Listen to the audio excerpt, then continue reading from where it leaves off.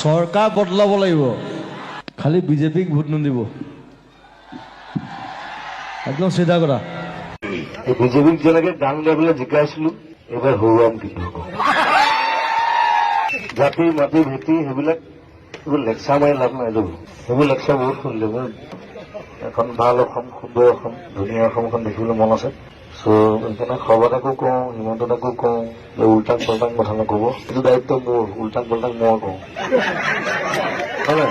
তেখেতে মৌনব্ৰত লৈছে। চ' মৌনব্ৰত ভাঙিবলৈ অনুৰোধ জনাইছো আৰু অকমান চকু মেলি চাওক।